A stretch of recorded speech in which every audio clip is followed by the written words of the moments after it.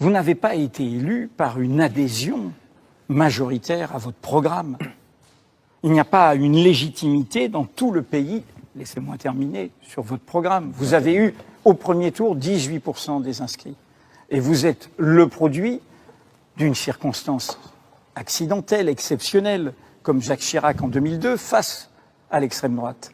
Et donc, est-ce que le problème qui explique notre tension, c'est que, au lieu d'avoir tenu compte de la diversité de ces votes, vous considérez que sur ce socle de 18% des inscrits, vous avez carte blanche, chèque en blanc, et vous pouvez y aller en force, comme je vous le disais tout à l'heure, et pas en marche. Est-ce que ce n'est pas ça le cœur du malentendu et des mécontentements divers dans le pays? Dans tous les secteurs, les mécontentements sont là. Il n'y a pas que les cheminots, il y a les retraités, les professionnels de la santé, de la justice, de l'éducation, la jeunesse de Notre-Dame-des-Landes aux universités, les défenseurs des droits humains, on en reparlera, les associations solidaires des migrants. Tous critiquent votre façon de décider de leur sort. Pas seulement ce que vous décidez, mais la façon dont vous le faites, à leur place, autoritaire, verticale. Vous vous êtes trompé sur le nom de votre mouvement. Vous auriez dû l'appeler En Force.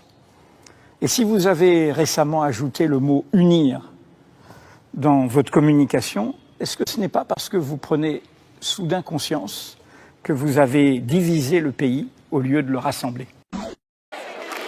Le slogan devrait être scandé dans 150 villes françaises aujourd'hui, au sein de rassemblements. Certains manifestent pour la première fois.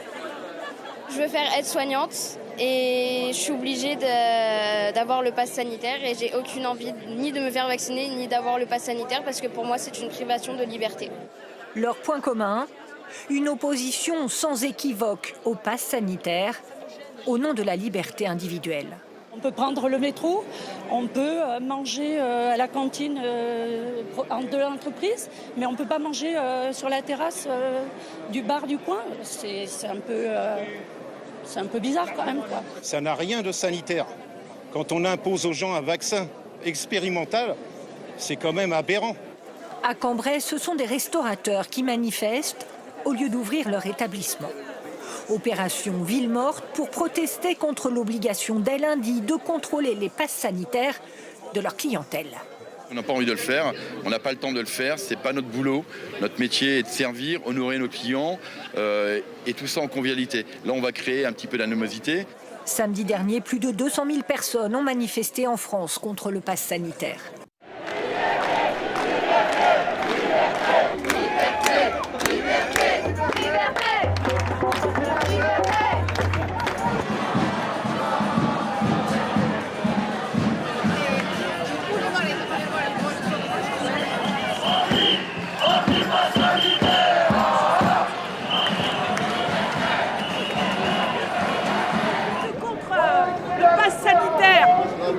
Voilà, ça faut pas l'oublier. Bien sûr que je suis contre le pass sanitaire, mais il faut d'abord régler la question scientifique. Est-ce qu'on a besoin d'un vaccin? La réponse est non. Non, pass on n'en veut pas. Non, personne n'en veut pas. On est en train de faire passer la santé, les gens en bonne santé pour des parias. C'est ça ce qui se passe. Sur les années à venir, on ne sait pas les conséquences de ce vaccin, je n'en veux pas. Moi par exemple je suis vacciné. Mais je refuse qu'on oblige les gens à se faire vacciner. Il faut me faire de la discussion, des échanges, d'informations, des débats, essayer de convaincre les gens, mais pas rentrer dans une politique de loi liberticide.